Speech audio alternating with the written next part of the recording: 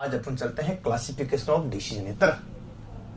Classification of DC generator. देखिएगा generator, ये लीजिएगा क्लासिफिकेशन ऑफ डीसी जनरेटर मतलब समझिएगा आप। क्लासिफिकेशन डीसी जनरेटर मतलब डीसी जनरेटर का वर्गीकरण। ठीक है, डीसी देखिएगा यहां पर लिखेंगे डीसी जनित्र का वर्गीकरण। अब आप क्लियर कर सकते हो वर्गीकरण को अपन यहां पर कुछ वर्गीकरण।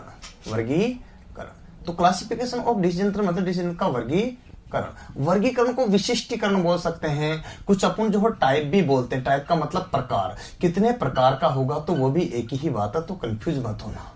टाइप को लेकर के, प्रकार को लेकर के आप कंफ्यूज मत होना, एक ही बात है।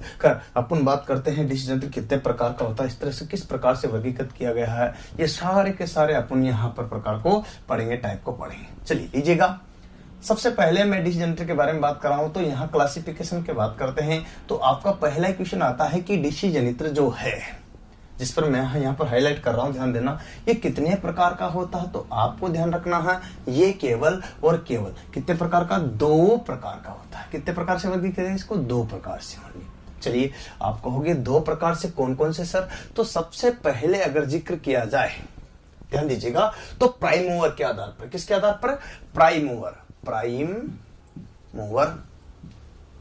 के आधार पर। प्राइम मूवर के आधार का मतलब क्या होता है, सबसे पहले ध्यान दीजिएगा, मतलब जिसकी सहायता से ये लीजिएगा आपके पास, जैसे ये जनित्र है, राइट, ये योग है ना, यहां पर इसमें आर्मेचर लगा हुआ, घूमने वाला भाग क्या लगा हुआ, आर्मेचर जो घूम रहा है। ठीक है, इसको जो है शाफ्ट से कनेक्टेड है। ये यहां पर क्या है, आर्मेचर घूमने वाला भाग है, ये किससे कनेक्टेड है, शाफ्ट से। अब शाफ्ट यहां पर है और इस शाफ्ट पर जो है एक पुली लगाई जाती है। क्या लगाई जाती है, एक पुली लगाई जाती है। इस टाइप में एक पुली लगाई जाती है। ठीक है, ये आपके पुलियां लगी रहती है इसमें अलग अलग प्रकार से। तो यहां पर इस टाइप से एक पुली लगाई जाए। अब जब पुली पर अपन बेल्ट चढ़ाते हैं, तो शाफ्ट पर जो पुली लगी रहती है इस पर बेल्ट चढ़ाते हैं। ये आर्मेचर होता है जिसमें क्या है, वाइंडिंग की जाती है। क्या की जाती है, वाइंडिंग। और वाइंडिंग जो करते हैं अपन, लैप वाइंडिंग और वेव वाइंडिंग करते हैं। कौन सी करते हैं, एक तो लैप, और यहाँ वाइंडिंग जो है किसकी करते हैं, एनिल्ड कॉपर की। किसकी, एनिल्ड कॉपर की। किसके करते हैं, एनिल्ड कॉपर। तो इस तरह से आप देख सकते हो कि वाइंडिंग कर रहे हैं। यहाँ ये नहीं बता रहा कि वाइंडिंग करते हैं, मैं तो सिर्फ इसका वर्गीकरण बताने जा रहा हूं दोस्तों। क्या बताने जा रहा हूं, ये जो आर्मेचर मैं जिस जंत्र बना रहा हूं, तो इसको अपन शाफ्ट को क्या देते हैं अपन, ध्यान देकर वर्गीकरण में, मतलब जो प्रकार है उसमें मैं पहला प्रकार आपको यहां पर बताऊंगा। अपन बात कर रहे हैं कि ये 2 प्रकार के होते हैं। कितने प्रकार के, 2 पाइप। अब बात करते हैं 2 प्रकार के जब होता है तो यहां इसको यांत्रिक ऊर्जा दी जाएगी।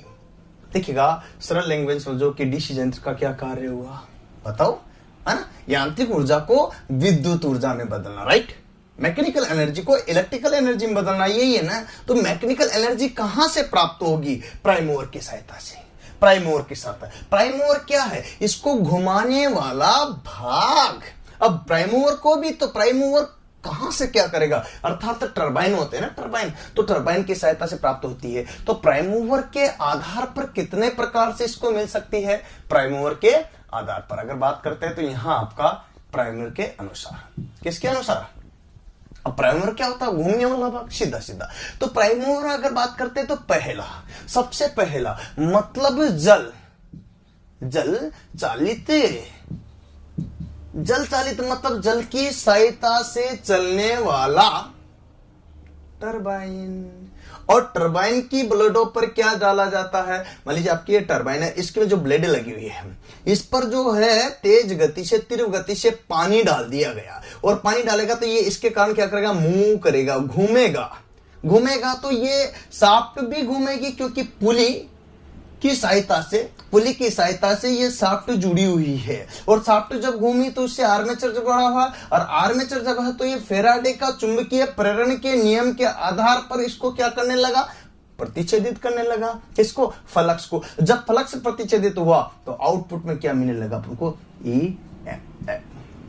बात समझना, सरल लैंग्वेज में बताने जा रहा हूं। तो इसका मतलब है जल चालित क्या है? जल से चलने वाला टरबाइन के आधार पर यहां पर देखिए प्राइम मूवर जो है जल की सहायता से चला है, जिससे शाफ्ट को यांत्रिक ऊर्जा प्राप्त होगी।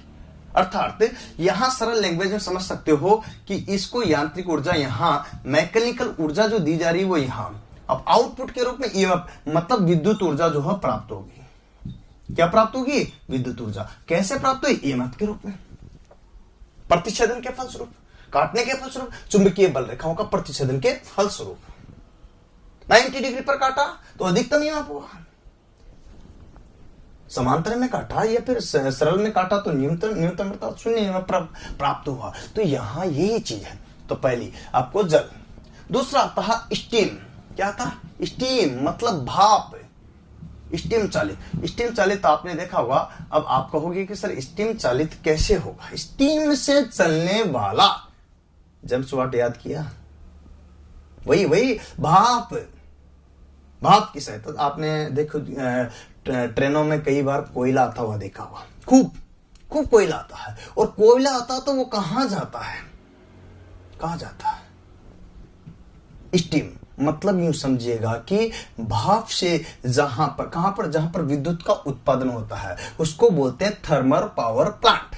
क्या बोलते हैं? थर्मल मतलब थर्मल पावर प्लांट। अब थर्मल पावर प्लांट में कोयले से क्या है कि टरबाइन में पानी को गर्म किया गया, थर्मल, और उस पानी को ज्यादा गर्म करने से वो वाष्प में कन्वर्ट हो रहा, उस वाष्प को वापिस टरबाइन की ब्लेड, वहां पहले पानी डाला था, अब इसी टरबाइन की ब्लेडों पर वाष्प डाली गई, और जो वाष्प जो होती है वो तीव्र गति से इस पर गमन की, तो ये टरबाइन की ब्लेडें घूमने लगी। इससे जुड़ा होता है पुली की सहायता से इसकी शाफ्ट जो माइल्ड स्टील की बनी रहती है, और शाफ्ट के घूमने पर ये क्या है, आर्मेचर भी घूर्णन करने लगा, तो चुंबकीय फ्लक्स का प्रतिच्छेदन होने लगा, फलस्वरूप ईएमएफ प्राप्त हुआ।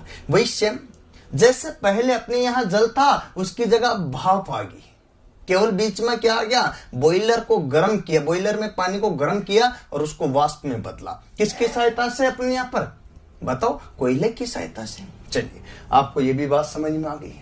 मैं आगे और बताना चाहता हूं कि सर आगे क्या होगा। आपने देखा होगा, मैं आपको बताऊं पवन चालित। पवन चालित क्या होगा बताइए? पवन चालित क्या होता? एक्चुअल में मैं 7 साल जोधपुर रहा हूं, रेलवे में ड्यूटी सबसे पहले मेरी पोस्टिंग जोधपुर में हुई थी, इसलिए मैं 7 से 8 साल वहां पर लगभग रहा। अब 7 से 8 साल रहा हूं तो मुझे ये क्लियर हो गया। अभी तो प्रेजेंट टाइम कोटा हूं मैं, हाँ, नौकरी भी साथ में और पढ़ा भी रहा हूं आपको, और साथ में ही जो ऑफलाइन ऑनलाइन क्लासेस सारी पूरे कर रहा हूं। तो वहां पर मैंने एक चीज देखी थी कि पवन चक्कियां बड़ी बड़ी, क्योंकि रेगिस्तान का प्रवेश द्वार जोधपुर ही था, तो मैं उधर जब गया जैसलमेर बाड़मेर में उधर देखने के लिए, तो वहां देखा तो वहां जगह पवन चक्कियां लगी रहती है।